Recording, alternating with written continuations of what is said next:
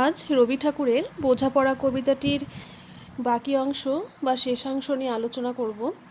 আমার প্রথম ভিডিওতে এই এতদূর পর্যন্ত আলোচনা রয়েছে। আজকে আমি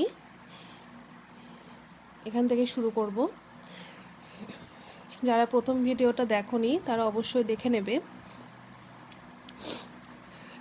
অনেক ঝঞ্ঝা কাটিয়ে বুঝি এলে সুখের বন্দরেতে, জলের তলে পাহাড় ছিল লাগলো বুকের অন্দরেতে। আমরা গত আলোচনায় দেখেছিলাম যে রবি ঠাকুর বারবার আমাদের এই জনজীবনকে, আমাদের মানব সমাজকে, প্রতিটি মানুষকে একটাই উপদেশ, একটাই শিক্ষা দিতে চেয়েছেন যে ভালো মন্দ, ভালো খারাপ যাই আসুক মানুষের জীবনে, আমরা যেন স্বেচ্ছায় আনন্দের সঙ্গে, সুখের সঙ্গে সত্যটাকে গ্রহণ করি। এবং এই সত্যটাকে গ্রহণ করলে কিন্তু আখেরেতে বা সর্বশেষে মানুষের জীবনেরই লাভ হবে। অনেক ঝঞ্ঝা কাটিয়ে বুঝি, ঝঞ্ঝা মানে এখানে বিপদ, ঝড়ঝাপটা, নানা ধরনের মানুষের জীবনের যে দোলাচল, সেগুলোর কথা বলা হয়েছে। অনেক ঝঞ্ঝা কাটিয়ে বুঝি এলে সুখের বন্দরেতে। আমরা জানি যে কোনো মানুষের জীবনেই কিন্তু সুখ কিংবা দুঃখ স্থায়ী নয়। দিনের পরে যেমন রাত্রি আসে, রাত্রির পরে যেমন দিন আসে, ঠিক তেমনভাবেই মানুষের জীবনে যতই দুঃখ থাক, যতই বিপদ থাক, যতই ঝড়ঝঞ্ঝা থাকুক না কেন, সেগুলো কিন্তু একদিন না একদিন কেটে গিয়ে সুখ মানুষের জীবনে আসবেই। এই কথাই কবি এখানে বোঝাচ্ছেন যে অনেক ঝড়ঝাপটা, বিপদ আপদ সমস্ত কিছু কাটিয়ে মানুষ এলো কিসের বন্দরেতে? সুখের বন্দরেতে। ঠিক যেমনভাবে সমুদ্রের বন্দরে জাহাজ এসে ঘাটে এসে চলে আসে, বন্দরে চলে আসে, ঠিক সেই রকমভাবে মানুষের জীবনটাতে কিন্তু সমস্ত দুঃখ পেরিয়ে সুখের এই জায়গায় চলে আসে। জলের তলে পাহাড় ছিল লাগলো বুকের অন্দরেতে।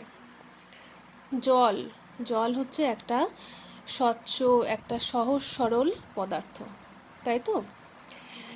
যে এই জলকে আমরা যেমনভাবে যেখানেই রাখি না কেন, জল কিন্তু সেই রকম আকার ধারণ করে। এই যে দুটো লাইন রয়েছে, জলের তলে পাহাড় ছিল লাগলো বুকের অন্দরেতে, এই দুটো লাইন কিন্তু কবি রূপক হিসেবে ব্যবহার করেছেন। যে আমাদের জীবনের মধ্যে অনেক ঝড়ঝাপটা ছিল, অনেক শক্ত, অনেক বিপদ, অনেক আশঙ্কা, এগুলোকে পাহাড়ের সঙ্গে তুলনা করেছেন। কারণ আমরা জানি জল হচ্ছে একটা সাবলীল, ঠিক সত্যের মতো, আর পাহাড় হচ্ছে শক্ত। পাহাড় সামনে মানুষে বিপদের মতো উপস্থিত হয়। লাগলো বুকের অন্দরেতে। আমাদের নরম মন, আমাদের সহজ সরল মনের মধ্যে অন্দর মানে হচ্ছে ভেতরে, বুকের ভেতরে কি ছিল? পাহাড়, বিপদরূপী পাহাড় উপস্থিত ছিল। সে পাহাড়ের ধাক্কাটা আমাদের বুকের মধ্যে, অন্তরের মধ্যে জোরে লাগলো। মুহূর্তেকে পাঁজরগুলো কেঁপে উঠল, কেঁপে আর্তরবে। আমাদের বুকের মধ্যে জোর ধাক্কা। কিসের ধাক্কা? বিপদের ধাক্কা, সংখ্যার ধাক্কা, আপদের ধাক্কা, যেটা লাগার ফলে কিন্তু আমাদের বুকের মধ্যে বা আমাদের শরীরের অন্যান্য অংশে যদি লাগে, তাহলে কিন্তু সেই সঙ্গে আমাদের অঙ্গ প্রত্যঙ্গগুলো বিকল হয়ে যায়। ঠিক তেমনভাবে বুকে ধাক্কা লাগার সঙ্গে সঙ্গে কিন্তু বুকের পাঁজরগুলো কি হলো? আর্তরব, হাহাকারে কেঁপে উঠল, কষ্টে কেঁপে উঠল। তাই নিয়ে কি সবার সঙ্গে ঝগড়া করে মরতে হবে? কবি বলছেন যে ঠিক আছে, মানুষের জীবনে বিপদ আসছে, মানুষ মানুষকে আক্রমণ করছে, মানুষ মানুষের অপকার করছে, ক্ষতি করছে, চারিদিকে মিথ্যার কলরব, মিথ্যার হাহাকার, মিথ্যার বেড়াজাল। তাই বলি কি আমরা মানুষ হয়ে একে অপরের সঙ্গে ঝগড়াঝাটি করব? একে অপরের সঙ্গে মারামারি কাটাকাটি করে মরব? এই ঝগড়াঝাটি, মারামারি, দলাদলি, কাটাকাটি, হানাহানি, এগুলো করেই কি মানুষের জীবন শেষ হবে? এটা কিন্তু কবির প্রশ্ন, শুধু আমাদের এই পাঠক সমাজের সামনে নয়, শুধু আমরা যারা পড়ছি তাদের সামনে নয়, এটা বিশ্বজনের প্রতি কবির প্রশ্ন। সত্যিই তো তাই। দেখো কবির এই কথাগুলোর সঙ্গে কিন্তু আমাদের এই বর্তমান ভারতবর্ষের কতটা মিল। আজকে আমরা যে জায়গায় এসে দাঁড়িয়েছি, তাতে কিন্তু এই লাইনগুলো, এই বাক্যগুলো একদম সার্থক। ভেসে থাকতে পারো যদি, সেইটি সবার চেয়ে শ্রেয়। আমাদের সেই সহজ সরল মনের জলে যদি আমরা কারোর সঙ্গে দলাদলি না করে নিজের মধ্যে ভেসে থাকতে পারি, নিজেকে টিকিয়ে রাখতে পারি, সেটাই কিন্তু সব থেকে ভালো। শ্রেয় শব্দের অর্থ হচ্ছে সব থেকে ভালো, উৎকৃষ্ট। না পারো তো বিনা বাক্যে টুক করিয়া ডুবে যেও। যদি তোমরা একে অপরের প্রতি হিংসা না করে, একে অপরের ক্ষতি না করে, একে অপরকে না মেরে বেঁচে থাকতে না পারো, তাহলে কি করবে? টুক করে সেই জলে ডুবে মরে যাও। সেই সমস্ত মানুষের কিন্তু বাঁচার কোনো অধিকার নেই যারা অন্যের প্রতি হিংসাত্মক হয়ে সর্বদাই দলাদলিতে মত্ত থাকে। এটা কিছু অপূর্ব নয়, ঘটনা সামান্য খুবই। শঙ্কা যেথায় করে না কেউ, সেইখানে হয় জাহাজডুবি। লাইনগুলো, বাক্যগুলো এতটাই সুন্দর, প্রত্যেকটি বাক্য ভীষণই তাৎপর্যপূর্ণ। এটা কিছু অপূর্ব নয়, এটা খুব একটা ভালো কিছু নয়, সুন্দর নয়, খুবই সামান্য ঘটনা।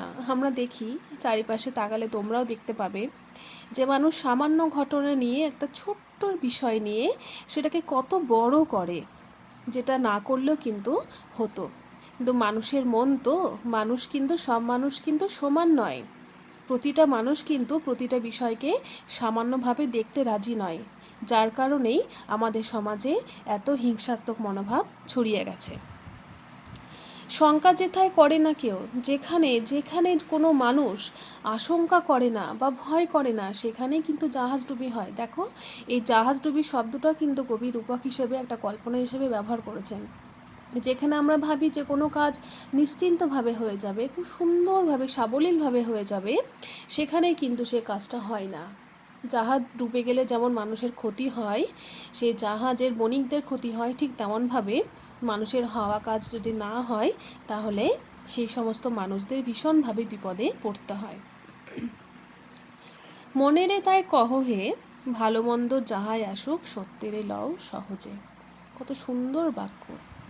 সেই জন্য কবি আমাদের বারবার বলছেন যে সত্যকে তোমরা গ্রহণ করো, সে যেমনই হোক, তার চেহারা কালো হোক, ফর্সা হোক, মাঝারি হোক, যেমনই হোক সত্যের রং। সত্য কিন্তু সত্যই হয়।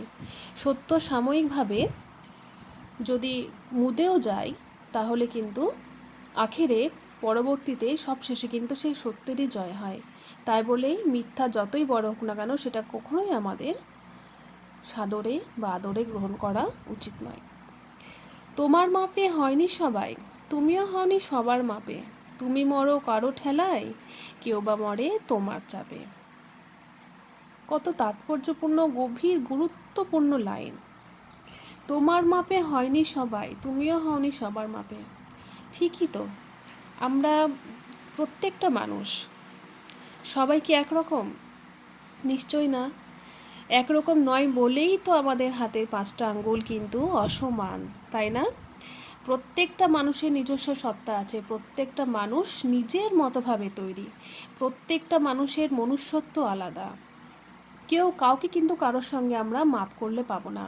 সে কোনো মানুষের সাইজে হোক, দেহগত উচ্চতায় হোক, কিংবা কোনো মানুষের বিবেক বুদ্ধিতে হোক, বা শিক্ষায় হোক, আচরণে হোক, সমস্ত দিক বা স্বভাবগত দিক থেকে, সমস্ত দিক থেকে কিন্তু প্রতিটি মানুষের থেকে আলাদা। সেটাই বলছে যে তুমি কিন্তু সবার মতো মাপ নিয়ে হওনি, আবার সবাই কিন্তু তোমার মতো মাপ নেওয়া হয়নি। প্রতিটি মানুষ কিন্তু নিজ নিজ ক্ষেত্রে সম্পূর্ণই আলাদা। তুমি মরো কারোর ঠেলায়, কেউ বা মরে তোমার চাপে। তুমি মরে যাচ্ছ দলাদলিতে, কেউ তোমাকে ঠেলা দিয়েই চাপেই মেরে ফেলছে। আবার কেউ বা মরে তোমার চাপে, উল্টে তুমিও কিন্তু প্রতিশোধ স্পৃহা নিয়ে অন্যকে চেপে মেরে ফেলছ। তবু ভেবে দেখতে গেলে এমনি কিসের টানাটানি, তেমন করে হাত বাড়ালে সুখ পাওয়া যায় অনেকখানি। কবি বলছে যে এই বিষয়টা যদি আমরা ভেবে দেখি, তাহলে বুঝতে পারবো এমন কেন একটা মানুষ আর একটা মানুষকে এতটা বিপদে ফেলে। কেউ কারো কোনো ক্ষতি করলে উল্টে সেও তার ক্ষতি করার চেষ্টা করে, প্রতিশোধ নেওয়ার চেষ্টা করে। তা যদি না করে একে অপরের প্রতি যদি মানুষ বন্ধুত্বের হাত, সৌহার্দ্যের হাত, ভালোবাসার হাত বাড়িয়ে দিত, তাহলে কিন্তু জায়গাটা অনেকখানি সুখকর হতো, অনেকটা সুখ পাওয়া যেত, অনেকটা বন্ধুত্বপূর্ণ পরিস্থিতি সৃষ্টি হতো। আকাশ তবু সুনীল থাকে, মধুর ঠেকে ভোরের আলো, মরণ এলে হঠাৎ দেখি মরার চেয়ে বাঁচাই ভালো। আকাশ তবু সুনীল থাকে, পৃথিবীতে এত কিছু ঘটে যাচ্ছে, তবু আকাশের রং সে কিন্তু সুন্দরভাবে নীলই হয়ে আছে। আকাশ কিন্তু কলুষিত হয়ে যাচ্ছে না। মধুর ঠেকে ভোরের আলো, দিন রাত্রির যে নিয়ম, সে নিয়মে কিন্তু ভোরের আলোটা আমাদের কাছে মিষ্টিই লাগছে। মরণ এলে হঠাৎ দেখি মরার চেয়ে বাঁচাই ভালো। মানুষ যতদিন বেঁচে থাকে ততদিন কিন্তু মানুষের জীবনের এই মুহূর্তটা বা এই মূল্যটা বোঝে না। কিন্তু যখন কোনো মানুষের সামনে মৃত্যু এসে উপস্থিত হয়, তখন সে উপলব্ধি করে যে কেন মরে যাচ্ছি, বেঁচে থাকাটাই তো ভালো ছিল। মানুষ তাই বলা হয় যে ভীষণ আশ্চর্য এবং বোকা। কীরকম? যে মানুষ বেঁচে থাকে, দলাদলি করে, সে বলে এটা আমার, ও বলে ওটা আমার, সবাই নিজের নিজের পাওয়া নিয়ে, নিজের পাওনাগণটা নিয়ে, নিজের আখের গোছানো ব্যাপার নিয়ে প্রচণ্ড হিংসাত্মক পরিবেশের মধ্যে থাকে। কিন্তু যখন মানুষের সামনে মৃত্যু এসে উপস্থিত হয়, যেগুলোর জন্য তারা এতদিন লড়াই ঝগড়াঝাটি করে, সেগুলো কিন্তু তারা কোনোটাই মৃত্যুর সঙ্গে নিয়ে যেতে পারে না। তখন মানুষ ভাবে যে আরে আমি যদি মরে যাই, সবটাই তো আমার গেল, কিছু তো আমি সঙ্গে নিয়ে যেতে পারবো না। তাহলে এর থেকে ভালো ছিল আমার বেঁচে থাকা, এর থেকে ভালো ছিল পৃথিবীর সমস্ত কিছু নিয়ে সুখে থাকা, পৃথিবীর সুখ ভোগ করা। যাহার লাগি চক্ষু বুঝে বহিয়ে দিলাম অশ্রু সাগর, তাহার এবার দিয়েও দেখি বিশ্বভুবন মস্ত ডাগর। যাহার লাগি মানে যার জন্য আমি চোখ বুঝে অশ্রুসাগর বইয়ে দিলাম, অর্থাৎ যার জন্য দুঃখ পেয়ে আমি প্রচণ্ড কান্নাকাটি করে জলের বন্যা বইয়ে দিলাম। কবি এ অর্থে বলেছে, যার জন্য আমি, যখন আমাদের মন খারাপ হয় বা কেউ আমাদের দুঃখ দেয়, কষ্ট দেয়, তখন আমরা কি করি? চোখ বন্ধ করে কান্না করি, তাই তো? চোখের যে কতটা পরিমাণে জল বেরোয় সেটা কিন্তু আমরা হিসাব রাখি না। কবিতায় বলছেন যে এখানে অশ্রুর সাগর বয়েছে কোনো একজনের জন্য, কারোর আঘাতে কিংবা কারোর জন্য কষ্টে চোখ বন্ধ করে এত পরিমাণে কান্না হয়েছে যে যেন চোখের জলের একটা সাগর বয়ে যাচ্ছে। তাহারে বাদ দিয়েও দেখি বিশ্বভুবন মস্ত ডাগর। সেই সমস্ত ঘটনাকেও যদি আমি বাদ দিই, যার জন্য আমি চোখ বুজে এত কান্নাকাটি করলাম, তাকেও যদি আমি বাদ দিই, তবুও দেখি যে পৃথিবীটা কিন্তু অনেক বড়। ডাগর মানে হচ্ছে অনেক বড় সাইজ। মনেরে তাই কহ হে, ভালো মন্দ যাহাই আসুক, সত্যেরে লও সহজে।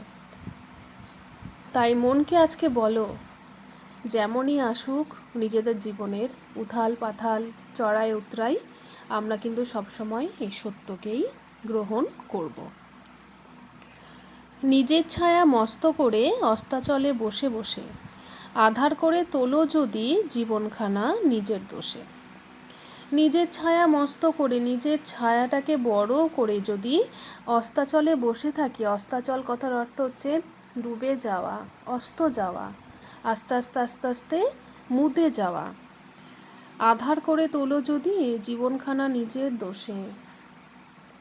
নিজের কর্মের জন্য, নিজের কাজের জন্য, নিজের ভুলের জন্য যদি আমরা নিজেদের জীবনটাকে অন্ধকারে ভরে দিই, আধার কথার অর্থ হচ্ছে অন্ধকার, অন্ধকারে ভরে দিই, তাহলে সেটা কিন্তু সম্পূর্ণ আমার নিজের দোষেই হচ্ছে।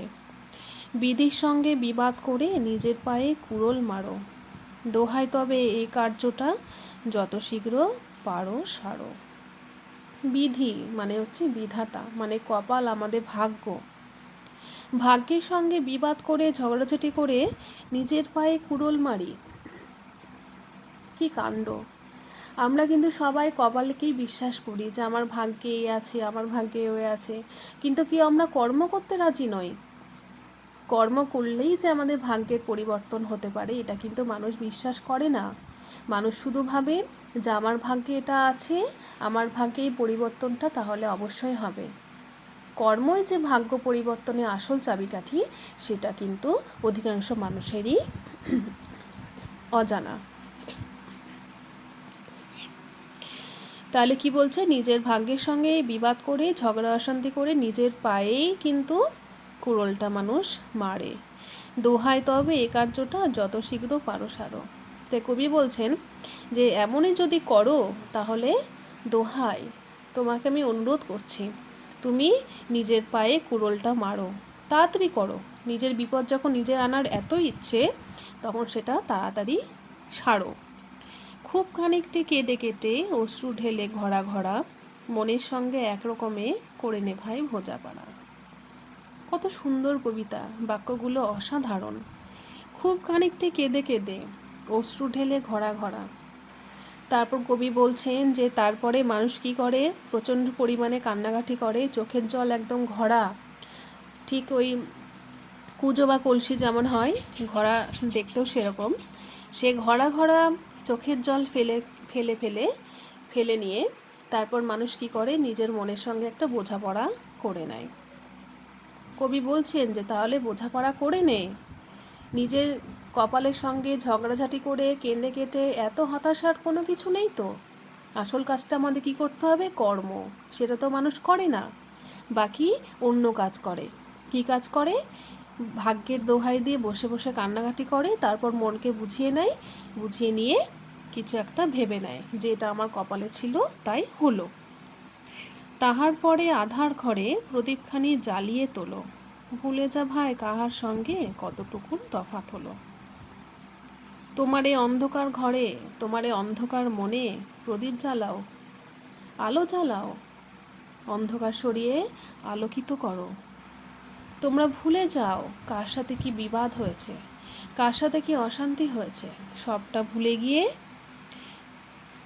কার সাথে কতটুকু তফাৎ হয়েছে সমস্তটাই কিন্তু নিজের মন থেকে সরিয়ে দাও। মনের মধ্যে যত কুভাবনা রয়েছে, অন্ধকার রয়েছে, কলুষিত মন রয়েছে, সেগুলো সমস্তটা সরিয়ে সেখানে প্রভাত নিয়ে এসো, আলো নিয়ে এসো। প্রদীপের আলোই সমস্ত দিকটা আলোকিত করে তোলো। মনেরে তাই কহ হে, ভালো মন্দ যাহাই আসুক, সত্যেরে লও সহজে। কবি বারবার একই কথা বলছেন যে এই সমস্ত কিছুটার মধ্যে কিন্তু এই যে পুরো কবিতাটা আমরা দেখলাম, তার মধ্যে কবি একটা বাণী সকলকে বারবার দিচ্ছেন, একটা শিক্ষা বারবার দিচ্ছেন যে সব কিছু ভুলে গিয়ে সমস্ত বিভেদ, সমস্ত বিদ্বেষ, হানাহানি, দলাদলি, খুনোখুনি, আক্রমণাত্মক মনোভাব, প্রতিশোধ স্পৃহা সমস্ত ভুলে গিয়ে কিন্তু একে অপরের হাত ধরো, ভ্রাতৃত্বের বন্ধন গড়ে তোলো, ভালোবাসার বন্ধন গড়ে তোলো, ঐক্য হও, দৃঢ় হও, সমবেত হও, জোটবদ্ধ হও, তবেই কিন্তু তোমরা নিজেদের থেকে শান্তি পাবে। আর সব থেকে বড় যেটা, সেটা হচ্ছে সত্যকে গ্রহণ করো, সহজে গ্রহণ করো। এই সত্যকে যদি সহজে গ্রহণ করতে পারো, তবেই কিন্তু মানুষের জীবন উন্নতির চরম শিখরে পৌঁছবে, নচেত কিন্তু কোনোভাবেই সেটা সম্ভব নয়। এই হচ্ছে আমাদের বোঝাপড়া কবিতা, যে একটা বোঝাপড়ার মধ্যে দিয়ে একে অপরের সঙ্গে সৌহার্দ্যের মাধ্যমে কিন্তু মানুষের জীবনটাকে কবি এগিয়ে নিয়ে যাওয়ার কথা বলছেন। আজকে শেষাংশটা আমি আলোচনা করলাম, এই ভিডিওটা তোমরা দেখবে এবং আগের পার্টটা যেটা করিয়েছি আগে সেটা অবশ্যই দেখে নেবে, তাহলে পুরো কবিতাটা তোমাদের দেখতে, বুঝতে, জানতে সুবিধা হবে।